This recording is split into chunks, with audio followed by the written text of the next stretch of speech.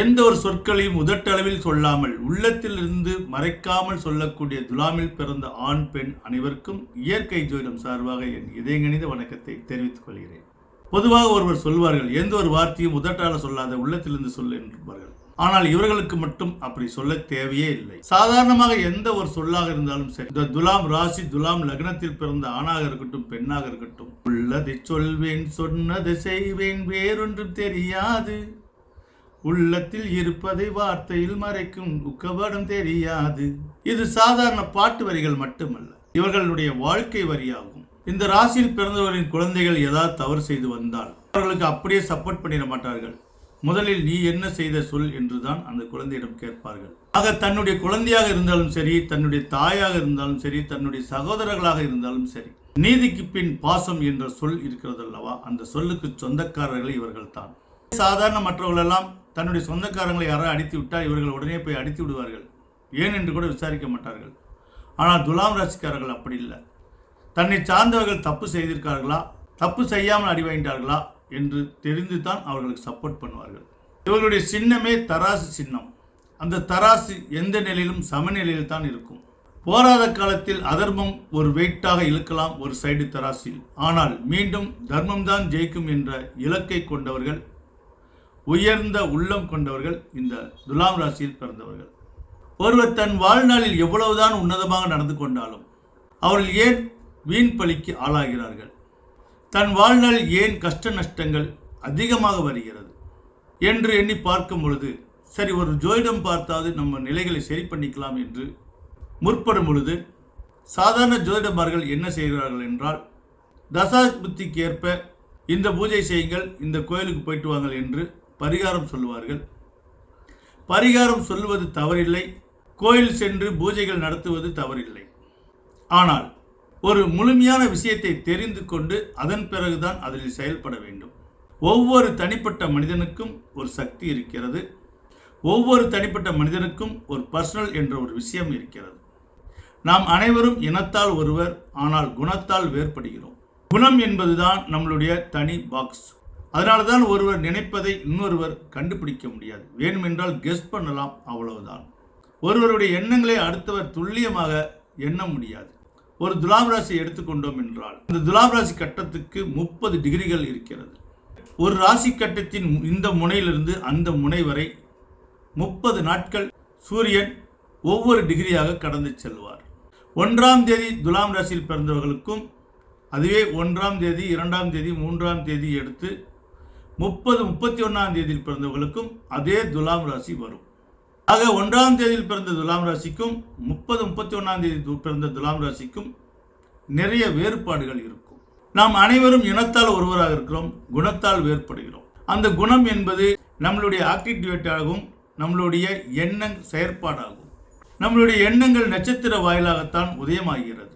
ஒருவருக்கு எந்த மாதிரி தசாபதி நடந்தாலும் சரி, ஏழை நடந்தாலும் சரி, கண்டக சனியாக நடந்தாலும் சரி, அர்த்தாஷ்டம சனியாக இருந்தாலும் சரி, ஜென்ம சனியாக இருந்தாலும் சரி, இந்த 3 விஷயத்தை மட்டும் நீங்கள் தெரிந்து கொண்டால் வாழ்வில் எப்படிப்பட்ட சூழ்நிலைகளையும் நீங்கள் ஈஸியாக கடக்க முடியும். அது மட்டுமல்ல, பரிகார பூஜை செய்தும் எந்த பயனும் அடையவில்லை என்று உங்களுக்கு மன வருத்தத்தோடு இருக்கிறவர்கள், இந்த 3 விஷயத்தை மட்டும் நீங்கள் சரி செய்து கொண்டால் உங்களுடைய பிரார்த்தனையாக இருக்கட்டும், உங்களுடைய துவாவாக இருக்கட்டும், உங்களுடைய ஜெபமாக இருக்கட்டும், உங்களுடைய வேண்டுதலையாக இருக்கட்டும்.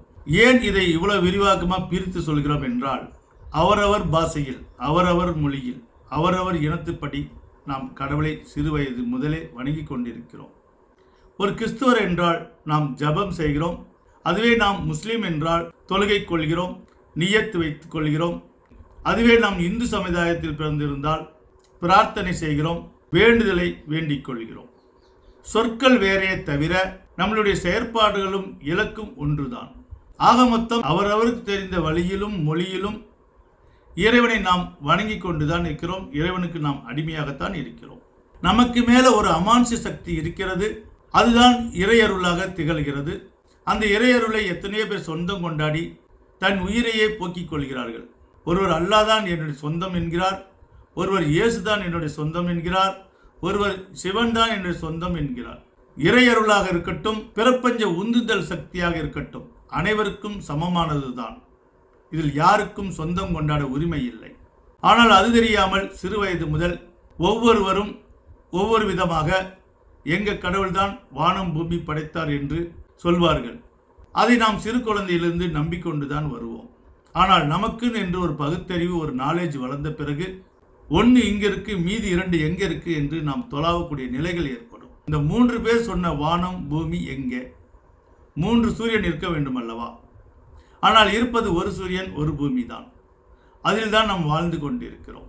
அதி உன்னதமான ஜோதிடக்கலை மூலமாக பகுத்தறிவை வளர்த்தி கொள்ள வேண்டுமே தவிர மூட நம்பிக்கையை வளர்த்தி கொள்ளக்கூடாது என்பதற்காகத்தான் இந்த உதாரணம் உங்களுக்கு எடுத்து உரைக்கிறோம். வெறும் பரிகார பூஜையில் மட்டும் நம் நிலைகள் மாறிவிடும் என்று நினைப்பது அறிவா அறிவில்லாததா என்று நீங்களே உணர்ந்து கொள்ளுங்கள். ஆக பரிகாரம் செய்தும் நமக்கு நிலை ஏன் மாறவில்லை என்றால், உங்களுக்கு இந்த 3 விஷயம் சரியாக இருந்தால் மட்டும்தான் உங்களுடைய வேண்டுதல் கூட நிறைவேறும். நீங்கள் கடவுளை எந்த நேரத்தில் வணங்க வேண்டும் என்று உங்களுக்கென்று ஒரு பர்சனல் நேரம் இருக்கிறது. நீங்கள் எந்த நேரத்தில் பிச்சையிடணும் என்று உங்களுக்கென்று ஒரு பர்சனல் நேரம் இருக்கிறது. உங்களுடைய நெகட்டிவான நேரத்தில் நீங்கள் பிச்சையிட்டால் உங்களுக்கும் அந்த கஷ்டம் ஏற்படும். உங்களுடைய பாசிட்டிவான நேரத்தில் நீங்கள் பிச்சையிட்டால் மீண்டும் மீண்டும் பிச்சையிடுவதற்கு நீங்கள் தகுதியாக ஆகுவீர்கள். இது பிச்சைக்கு மட்டுமில்லை, நீங்கள் கடன் வாங்குவதாக இருந்தாலும் சரி. உங்களுடைய நெகட்டிவான நேரத்தில் நீங்கள் கடன் வாங்கிவிட்டால் உங்களுடைய அன்றாட வாழ்க்கையில் எல்லா விதத்திலும் செயல்படுவீர்கள். ஆனால் அந்த கடன்காரனை கண்டு நீங்கள் ஒழியக்கூடிய நிலைகள் ஏற்படும். ஏனென்றால் நீங்கள் நெகட்டிவான நேரத்தில் கடன் வாங்கினால் அவருக்கு திருப்பி உங்களால் செலுத்த முடியாது. உங்களுடைய நாணயம் கெட்டுவிடும்.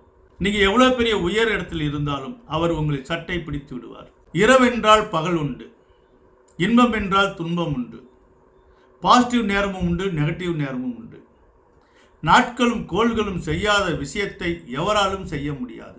ஆக இந்த 3 விஷயத்தை மட்டும் நீங்கள் தெரிந்து கொண்டால், தெரிந்து கொள்வது மட்டுமில்லை, அதை சரி செய்து கொள்ள வேண்டும். ஏனென்றால் நம் எண்ணம் போலதான் வாழ்க்கை அமையும். நம்மளுடைய எண்ணங்களும் நம்மளுடைய ஆட்டிடியூட்டும் எப்படி இருக்கிறதோ அதுவாகவே நாம் மாறுவோம். அதற்கு உதாரணமாக உங்களுடைய திருநாமம், உங்களை அடையாளப்படுத்தக்கூடிய ஐடி உங்களுடைய பெயர். நீங்கள் இறந்தாலும் கூட உங்களுக்கு நிலைத்து நிற்பது உங்கள் பெயர் தான். அப்படிப்பட்ட பெயர் எப்படி இருக்க வேண்டும் என்றால், உங்களுடைய பிறப்பின் அலை இயக்கத்துக்கு தகுந்த மாதிரி நீங்கள் எந்த நாட்களில் எந்த நேரத்தில் எவ்வளவு அலை இயக்கத்தில் டிகிரி செல்சியஸில் பிறந்திருக்கிறீர்களோ அதற்கு தகுந்த மாதிரி உங்கள் திருநாமம் உங்களுக்கு அமைந்திருக்க வேண்டும். சிலருக்கு நம்ம பெற்றோர்கள் வைக்கிற பெயர் நமக்கு சரியாக பொருந்திவிடும். அவர்களெல்லாம் எந்த பூஜை புனஸ்காரம் செய்ய தேவையில்லை, அவர்கள் ஜோதிடமே பார்த்து கொள்ள தேவையில்லை. ஏனென்றால் அவர்களுக்கு அடுத்தடுத்து நடப்பதெல்லாம் ஒரு சில நெகட்டிவ் மட்டும் நடக்கும், பாசிட்டிவ் 80% இருக்கும். அதனால் அவர்களெல்லாம் கோயில் குளத்துக்கு கூட போக தேவையில்லை. ஏனென்றால் அது பூர்வ புண்ணிய பலனாக இந்த ஜென்மத்தில் பிறந்திருப்பார்கள். அப்படிப்பட்டவர்கள் இன்னும் அதிகப்படியாக கோயில் குளத்துக்கு சென்றோ நல்ல தான தர்மம் சென்றோ நல்லதை விதைத்தார்கள் என்றால் மீதமுள்ள 20% அடுத்த ஜென்மத்தில் 100% இன்னும் உன்னதமாக பிறப்பார்கள். ஆனால் வசதி வாய்ப்பு உள்ளவர்கள் எவ்வளோ பேர், ஒரு சிலர் மட்டுமே நன்மை செய்கிறார்கள் தவிர மீதி 80% பேர் நான் யார் தெரியுமா, நான் எப்படி உள்ளவன் தெரியுமா, என்னுடைய பரம்பரை என்னன்னு தெரியுமா, நாங்களாம் பரம்பரை ராஜ பரம்பரை என்றெல்லாம் மார்த்தட்டி கொண்டு ஏழையாக இருப்பவர்களை ஏளனமாக பார்க்கக்கூடியவர்கள் இருக்கிறார்கள். அப்படிப்பட்டவர்களெல்லாம் அடுத்த ஜென்மத்தில் அதீத கஷ்டப்படுவார்கள். உடனே நான் என்ன பாவம் செஞ்சேன்னு தெரியல, இந்த ஜென்மத்தில் இவ்வளோ கஷ்டப்படுறேன் என்றெல்லாம் வருத்தப்படுவார்கள். அதனால தான் நம் முன்னோர்கள் காலங்காலமாக சொல்லி கொண்டு இருக்கிறார்கள், past and present and future. முன் ஜென்மத்தை பற்றி நமக்கு தெரியாது, பின் ஜென்மத்தில் என்னவா பிறக்க போகிறோம் என்று தெரியாது. ஆனால் இந்த ஜென்மத்தில் நம்ம வாழ்ந்து கொண்டிருப்பது நிஜம். முன் ஜென்மத்தில் நம்ம வாழும்பொழுது இந்த ஜென்மத்தில் நமக்கு என்ன தேவை என்று தெரியாமல் வாழ்ந்து விட்டோம். ஆனால் அடுத்த ஜென்மத்துக்கு தேவையான விஷயங்களை இந்த ஜென்மத்தில் நம்ம சம்பாதிக்க வேண்டும். சம்பாதிக்க வேண்டும் என்றால் பொருள், பணம் இதெல்லாம் இந்த ஜென்மத்தில் நம்ம வயதான காலத்தில் நம்ம இறுதி வரைக்கும் கூட வரும். ஆனால் இறுதிக்கு பிறகு நாம் செய்த புண்ணியங்கள் தான் அடுத்த ஜென்மத்துக்கு சேரும். ஆக யாராக இருந்தாலும் உடலுக்கு மட்டும் வாழாமல் உள்ள இருக்கிற உயிருக்காகவும் வாழ வேண்டும். அதனால தான் இந்த 3 விஷயத்தை நீங்கள் சரி செய்து கொள்ள வேண்டும். ஒன்று உங்களுடைய பெயர், இரண்டாவது உங்களுடைய கையெழுத்து, மூன்றாவது உங்களுடைய திருமண நாட்கள். பிறப்பு இறப்பு நம்ம கையில் இல்லையே தவிர நாம் இன்னொரு பிறப்பை படைக்கும் அளவுக்கு தகுதியை இறைவன் நமக்கு கொடுத்திருக்கிறான். ஒருவர் கஷ்டப்படும் போது எங்கள் பெற்றோர்கள் எந்த நேரத்தில் என்னை பெற்றார்கள் என்று தெரியலை, நான் இவ்வளோ கஷ்டப்படுகிறேன் என்று மனதளவில் பாதிப்பதை நாம் பார்க்கிறோம். ஆனால் தான் இன்னொரு பிறவை பெற்றெடுக்கப் போகிறோமே, அது எப்படிப்பட்ட நாட்களில் ஒன்று சேர வேண்டும் என்று யாரும் சிந்திப்பதில்லை. ஒரு சிலர் சொல்லலாம், நான் ஜாதகம் பார்த்தான் கல்யாணம் பண்ணேன், அப்புறையே இவ்வளோ கஷ்டப்படுறேன் என்று. ஜாதகம் பார்ப்பதிலும் சிலர் கோளாறு பண்ணி விடுகிறார்கள். பொதுவாக எந்த தொழிலும் உன்னதமானவர்களும் உண்டு, போலியானவர்களும் உண்டு. ஒரு சிலர் சில சிம்டம்ஸை மட்டும் தெரிந்து கொண்டு தொட்டதுக்கெல்லாம் பரிகார பூஜை என்று மனதை அலைக்க அடிக்க விட்டு விடுவார்கள். இவர்களும் பரிகாரம் செய்து எந்த பிரயோஜனம் இல்லை என்று ஜோதிடத்தின் மேல் இவர்களுக்கு வெறுப்பு வரும். ஜோதிடம் என்பது வெறும் பரிகார பூஜைக்குள் மட்டும் கட்டுப்படுவதல்ல. யாருக்கெல்லாம் ஒருவருக்கு சரியாக பெயர் அமைந்திருக்கிறதோ, யாருக்கெல்லாம் ஒருவருக்கு சரியாக கையெழுத்து அமைந்திருக்கிறதோ, யாருக்கெல்லாம் திருமண நாட்கள் சரியாக அமைந்திருக்கிறதோ அவர்களுக்கு மட்டும்தான் பூஜை செய்தாலும் பரிகாரம் செய்தாலும் தொழுதாலும் அவர்கள் துவா கேட்டாலும் அதெல்லாம் நேர்த்தியாக பலிக்கும். காசி ராமேஸ்வரம் போய் விழுந்தாலும் சரி, மக்கா மதினா போய் தொழுதாலும் சரி, இன்னும் எண்ணற்ற புனித கோயில்களில் நீங்கள் போய் விழுந்தாலும் உங்களுடைய கதறல்களையும் குமரல்களையும் இறைவன் கேட்க மாட்டான். ஏன் கேட்க மாட்டான் என்றால் ஒவ்வொருவருக்கும் ஒரு தகுதி இருக்கிறது. பிறக்கும் குழந்தைகளுக்கு அவர் எந்த நேரத்தில் பிறந்திருக்கிறார், கிரக அலைகள் எப்படி இருக்கிறது, அந்த கிரக நிலைக்கு ஏற்ப குழந்தைகளுக்கு பெயர் வைக்க வேண்டும். அப்பொழுதுதான் அவர்களுக்கு நெகட்டிவ் குறைவாக இருக்கும், பாசிட்டிவ்கள் நிறையாக நடக்கும். பாசிட்டிவ் நிறையாக நடக்கிற குழந்தை அக்யூஸ்ட் ஆகாது. யாரெல்லாம் அக்யூஸ்ட் ஆகிறார்கள் என்றால் தனக்கு விரக்தியான நிலை நடந்து தன்னுடைய மனசுக்கு எதிராக எல்லா விஷயம் நடக்கும்போது அவர்கள் தான் விரக்தி நிலையில் அக்யூஸ்ட் ஆகிறார்கள். பிறக்கும் போது யாரும் அக்யூஸ்ட் அல்ல, யானிகள் அல்ல. பிறக்கும் போது ஏதும் அறியாமல் தான் பிறக்கிறோம். ஒவ்வொரு குழந்தையும் மண்ணில் பிறந்த பிறகு 3 மாதம் வரை கண்கள் கூட நிலையாக இருக்காது. 3 மாதம் கழித்த பிறகுதான் நிழல் போல நம்ம தெரிய வரும். அதன் பிறகுதான் இவர்கள் தான் தாய், இதுதான் என் மதம், இதுதான் என் மொழி என்று ஒவ்வொன்றாக தான் நாம் கற்றுக்கொண்டிருக்கிறோம். ஆக பிறப்பு முதல் இறப்பு வரை ஒவ்வொரு விஷயத்தை நாம் கற்றுக்கொண்டு தான் இருக்கிறோம். படித்தவன் தானே உனக்கு அறிவிருக்கா என்று கேட்கலாம். படித்தவன் என்றால் அவன் என்ன படித்திருக்கிறான் என்று தெரிந்து கொள்ள வேண்டும். படிப்பு என்றால் எண்ணற்ற செக்ஷன் இருக்கிறது. ஒருவர் டாக்டர் படித்தால் அவர் வக்கீல் வேலை செய்ய முடியாது. ஒருவர் இன்ஜினியரிங் படித்தால் அவர் எலக்ட்ரிக் வேலை செய்ய முடியாது. இப்படி ஒவ்வொரு வேலைக்கும் ஒவ்வொரு செக்ஷன் இருக்கிறது. அதே போல ஜோதிட கலையில் மிக உன்னதமான செக்ஷன் எல்லாம் இருக்கிறது. இதை தெரிந்து கொள்ள வேண்டும் என்றால் ஜோதிட குருமார்கள் ஆழ்ந்து சிந்திக்க வேண்டும், அதிக நாலேஜ் வேணும், ஆராய்ச்சி பண்ணக்கூடிய திறமை வேண்டும். ஆக ஜோதிடம் கற்றோரெல்லாம் ஜோதிட குருஜி ஆக முடியாது. ஜோதிட குருஜி ஆக வேண்டும் என்றால் குருஜி என்ற போஸ்ட் மகான் என்கிற போஸ்ட் ஆகும். மகான் ஆக வேண்டும் என்றால் வாழ்க்கையினுடைய அரிச்சுவடைகளை தெரிந்து கொள்ள வேண்டும், ஒவ்வொரு செக்ஷனையும் ஆராய்ச்சி செய்ய வேண்டும். படித்தவன் தான் அரசாங்க அதிகாரியாக ஆக முடியும். ஆனால் படிக்காதவன் அந்த அரசாங்க அதிகாரியவே ஆளக்கூடிய அரசியல்வாதி ஆக முடியும் என்பது போல சிலர் இந்த ஜோதிட படிப்பை சரியாக படிக்க முடியாமல் தன்னைவே சாமியாக ஆக்கி மற்றவர்களுக்கு ஆசீர்வாதம் செய்கிறேன் என்று நித்யானந்தா பிரமானந்தா போல எத்தனையோ சுவாமிகள் உருவாகிறார்கள். கொஞ்ச நாட்களில் நான் தான் கடவுள் என்கிறார்கள். இதை நம்பி மற்றவர்கள் தன்னுடைய விரக்தி நிலையில் அவர்களை போய் வணங்குகிறார்கள். இனி அந்த அவல நிலை வேண்டாம். ஒவ்வொரு மனிதருக்குள்ளேயும் ஒரு சக்தி இருக்கிறது. அந்த சக்தி உங்களுடைய பெயரும் உங்களுடைய கையெழுத்தும் உங்களுடைய திருமண நாட்களையும் சரியாக அமைத்து கொண்டால் அந்த சக்தி சரியாக இயங்குகிறது. இதை இயற்கை ஜோதிடம் மிக துல்லியமாக எவ்வளவோ சிரமத்துக்கு இடையில் இந்த ஆய்வு செய்து இப்ப இருக்கிற யூத்துகளுக்கும் இனி வரக்கூடிய ஜெனரேஷனுக்கும் இந்த ஜோதிடத்தை ஒரு கல்வியாக கொடுக்க முற்பட்டு இருக்கிறது இயற்கை ஜோதிடம். உங்களுக்கு விருப்பம் இருந்தால் இயற்கை ஜோதிடம் உங்களுடைய ஜாதகம் பார்த்து கொள்ளுங்கள். அதற்கு பின் வருமுன் காப்போம் என்ற ஒரு திட்டம் அறிவிக்கிறோம். விருப்பமுள்ளவர்கள் அந்த திட்டத்தில் இணைந்து நீங்கள் பயன் பெறலாம். சாதாரணமாக நம்ம ஒரு ஜாப் அடைவதற்கு குறைஞ்சது 1ஆம் வகுப்பு முதல் 10ஆம் வகுப்பு வரையாக படிக்கிறோம். 10ஆம் வகுப்பு மேலே செக்ஷன் ரீதியாக என்ன வேலைக்கு போகணும் என்று சூஸ் பண்ணி அந்தந்த டிகிரியை படிக்கிறோம். அதே போல் உங்களுடைய கிரக நிலையை நீங்கள் அறிந்து உங்களுடைய பாசிட்டிவ் அண்ட் நெகட்டிவான நேரங்களை தெரிந்து கொண்டு உங்களுடைய தலையெழுத்தை குறிக்கக்கூடிய கையெழுத்தையும் உங்களை அடையாளப்படுத்தக்கூடிய ஐடியாக இருக்கக்கூடிய உங்களுடைய பெயரையும் நீங்கள் இன்னொரு பிறவை பெற்றெடுக்கக்கூடிய தகுதியான திருமண நாட்களையும் இதை வருமுன் காப்போம் திட்டத்தில் இணைந்து இதை மிக நேர்த்தியாக கொஞ்ச நாட்கள் நீங்கள் பயிற்சி எடுத்து விட்டால் உங்களை யாராலும் ஏமாற்ற முடியாது. எந்த பரிகார பூஜை என்றும் நீங்கள் எப்பேற்பட்ட சாமியார்ட்டி ஏமாற வேண்டிய நிலை இருக்காது. ஏனென்றால் கோயில் குலத்தில் மட்டும் தெய்வங்கள் இருப்பதில்லை. உங்களுடைய எண்ணங்களிலும் உங்களுடைய செயல்களில் தான் தெய்வங்கள் இருக்கிறது என்று காலங்காலமாக எத்தனையோ அறிஞர்கள் சொல்லியிருக்கார்கள். அதை தான் இயற்கை ஜோதிடம் உங்களுக்கு எடுத்து வைக்கிறது. எந்த நிலையிலும் உண்மையாக வாழக்கூடிய துலாம் ராசி துலாம் லக்னத்தில் பிறந்த ஆண் பெண் அனைவரும் இந்த 3 விஷயத்தை நீங்கள் தெரிந்து கொண்டு உங்களுடைய கடந்த வாழ்க்கை பற்றி கவலைப்படாமல், ஏற்கனவே திருமணமாகி கடன் சுமையாக ஆனவர்களாக இருந்தாலும் சரி, உங்களுக்கு மன வருத்தத்தால் டிவேர்ஸ் ஆகக்கூடிய நிலையில் இருந்தாலும் சரி, உயிருக்குயிராக காதலித்தவர்கள் கூட திருமணத்துக்கு பிறகு ஏன் டிவேர்ஸ் ஆகிறது என்றால், உங்களுடைய திருமண நாட்கள் உங்கள் இருவரின் பிறப்பு கிரக நிலைக்கு சரியாக அமையாததால் உங்களுக்கு கடன் ஏற்படுகிறது, மிகப்பெரிய அறுவை சிகிச்சை ஏற்படுகிறது, மிகப்பெரிய இன்சிடென்ட் ஆக்சிடென்ட் ஆகிறது. இதையெல்லாம் மிக துல்லியமாக இயற்கை ஜோதிடம் புது செக்ஷனில் இந்த ஆய்வை நடத்தி மக்களுக்கு நேர்த்தியாக கொடுத்து கொண்டிருக்கிறது. சாதாரணமாக ஒரு தனிப்பட்ட பெண்ணோட ஜாதகத்தை பார்ப்பாங்க, ஆணோட ஜாதகத்தை பார்ப்பாங்க. ஆனால் இவர்கள் இருவரும் இணையக்கூடிய நாட்களில் ஒரு கிரியேட் ஆகிறது. அதை தான் எடுத்து உரைக்கிறது இயற்கை ஜோதிடம். எந்த நாளில் பிறக்கிறோமோ அதன் பிறகு நம்ம தலையெழுத்து அமையும் என்பார்கள். அதே போல் நாம் எந்த நாட்களில் திருமணம் செய்கிறோமோ, நீங்கள் ஓடிப்போய் திருமணம் செய்தாலும் சரி, ஊரறிய திருமணம் செய்தாலும் சரி, எந்த நாட்களில் உங்களுக்கு இருவருக்கும் திருமணம் ஆகிறதோ, எந்த நேரத்தில் உங்கள் பாடி எந்த நேரத்தில் இணைகிறதோ அதற்கு தகுந்த குழந்தை தான் உங்களுக்கு பிறக்கும்.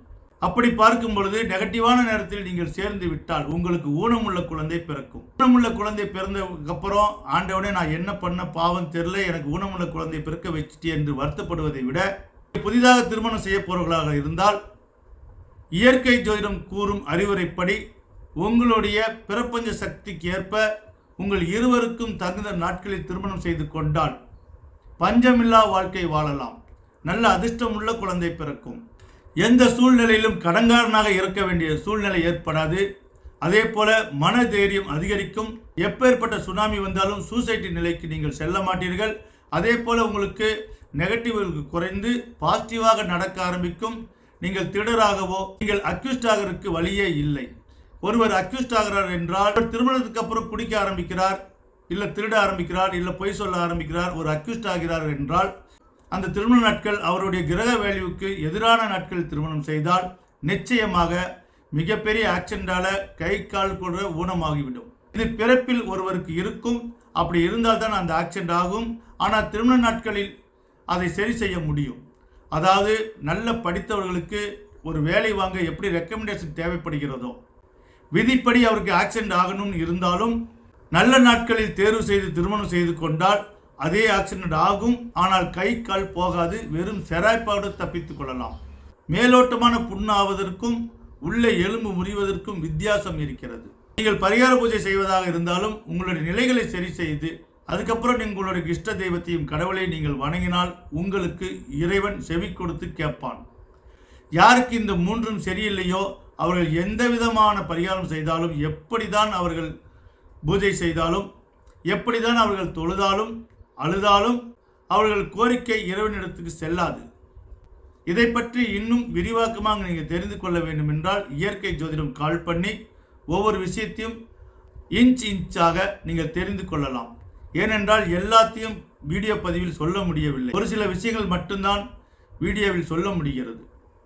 அவரவர் தனிப்பட்ட முறையில் ஜாதகத்தை பார்த்து கொள்ளும்போது உங்களுடைய சக்தி என்ன, அந்த சக்தி தகுந்த மாதிரி உங்களுடைய வாழ்க்கை வாழ்வாதாரம் என்ன, நீங்கள் என்ன மாதிரி தொழில் செய்ய வேண்டும், நீங்கள் எந்த நாளில் பிச்சையிட வேண்டும், நீங்கள் எந்த நாளில் திருமணம் செய்ய வேண்டும், உங்களுடைய பெயர் அலைகள் எப்படி அமைய வேண்டும், உங்களுடைய கையெழுத்து எப்படி அமைத்துக் கொள்ள வேண்டும், இதை நீங்கள் சரியாக அமைத்து கொண்டால்தான் நீங்கள் முதல் பஞ்சமில்லா வாழ்க்கை வாழ்வீர்கள்.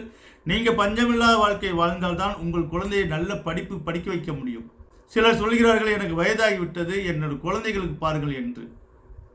அஸ்திவாரம் ஸ்ட்ராங்காக இருந்தால் தான் வீடு பில்டிங் ஸ்ட்ராங்காக இருக்கும். பில்டிங் ஸ்ட்ராங்காக இருந்தால் தான் மேலே பூசக்கூடிய வர்ணங்கள் ஸ்ட்ராங்காக இருக்கும்.